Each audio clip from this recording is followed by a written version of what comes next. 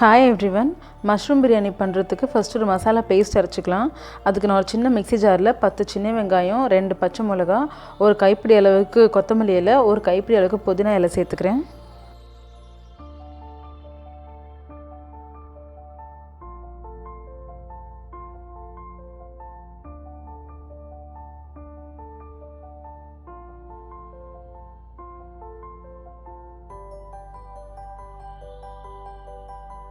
இது கூடவே 3 பீஸ் இஞ்சி, ஒரு 10 பல் பூண்டு, ஒரு 3 சின்ன பீஸ் பட்டை, 2 கிராம்பு, ஒரு ஏலக்காய் சேர்த்து எல்லாத்தையும் வந்து நல்லா கொஞ்சமாக தண்ணி விட்டு நல்லா ஃபைன் பேஸ்ட்டாக அரைச்சி எடுத்துக்கலாம்.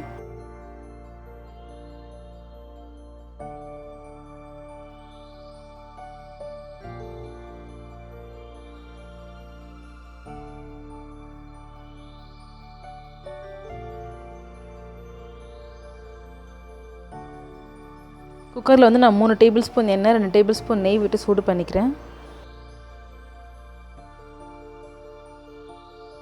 எண்ணெய் சூடானதும் 1 டீஸ்பூன் சோம்பு, 2 பிரியாணி இலை, 2 பீஸ் பட்டை, 2 ஏலக்காய், 3 கிராம்பு, ஒரு கல்பாசி சேர்த்து எல்லாம் வெடித்து வாசனை வர வரைக்கும் வெயிட் பண்ணலாம்.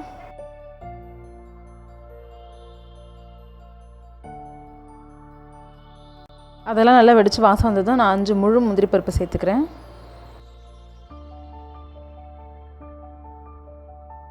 முந்திரி பருப்பு வந்து நல்லா கலர் மாறினதுக்கப்புறமா நான் ஒரு 20 சின்ன வெங்காயத்தை மெலிசாக ஸ்லைஸ் பண்ணி வச்சுருக்கேன். அதையும் சேர்த்து நல்லா சாஃப்ட் ஆகிற வரைக்கும் வதக்கிக்கலாம்.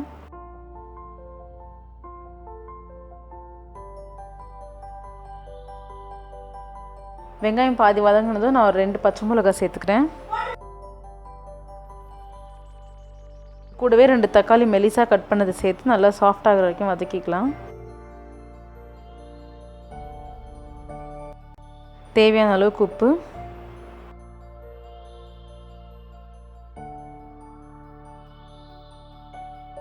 தக்காளி நல்லா குழைவாக வந்ததுக்கப்புறமா 1/2 டீஸ்பூன் மஞ்சள் பொடி, 1 டீஸ்பூன் காரப்பொடி, உங்கள் காரத்துக்கு ஏற்ற மாதிரி சேர்த்துக்கோங்க, 2 டீஸ்பூன் அளவுக்கு பிரியாணி மசாலா,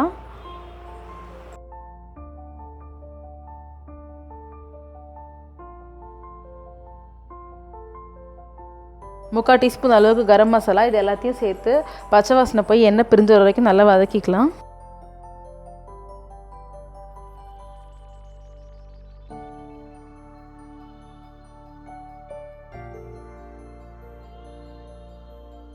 எண்ணெய் நல்லா பிரிஞ்சதுக்கப்புறமா வந்து நம்ம அரைச்சி வச்சுருக்கோம் இல்லையா, இந்த புதினா கொத்தமல்லி மசாலா, அதையும் சேர்த்துக்கலாம். சேர்த்து நல்லா கலந்து விட்டுக்கலாம்.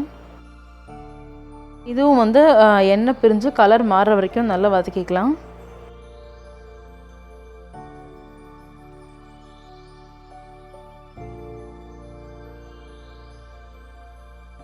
வந்து பார்த்திங்கன்னா கலர் மாறிடுச்சு, எண்ணெயும் பிரிஞ்சிருச்சு. இப்போ வந்து நான் ஒரு 4 டேபிள் ஸ்பூன் அளவுக்கு தயிர் சேர்த்துக்கிறேன்.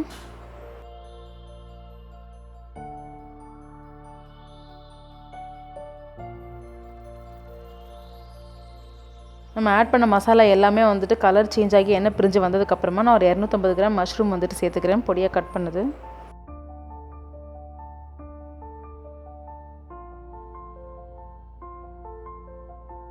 மஷ்ரூம் சேர்த்து நல்லா கலந்து விட்டு ஒரு 5 நிமிஷம் வந்து லோ ஃப்ளேமில் வச்சு அப்படியே விட்டுடலாம். அப்போ அந்த மசாலாலாம் வந்து இது கூட நல்லா பிளெண்ட் ஆகும்.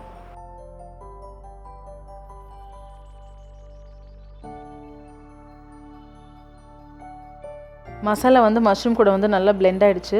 இப்போ வந்து நான் 2 கப் அளவுக்கு அலம்பி வச்சுருக்க அரிசி சேர்த்துக்கிறேன். அரிசி சேர்த்தப்புறமா 2 கப் அரிசிக்கு 4 கப் தண்ணி சேர்த்துக்கிறேன்.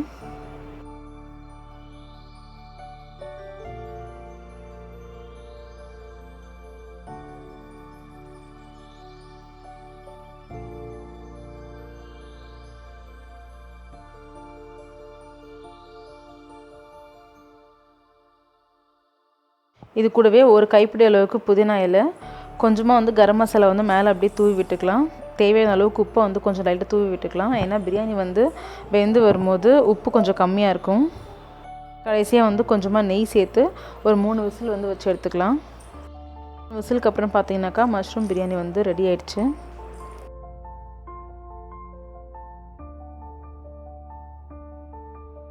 ரொம்பவே ஸ்பைசியான மஷ்ரூம் பிரியாணி ரெடி. கண்டிப்பாக ட்ரை பண்ணி பாருங்கள். தேங்க்ஸ் ஃபார் வாட்சிங்.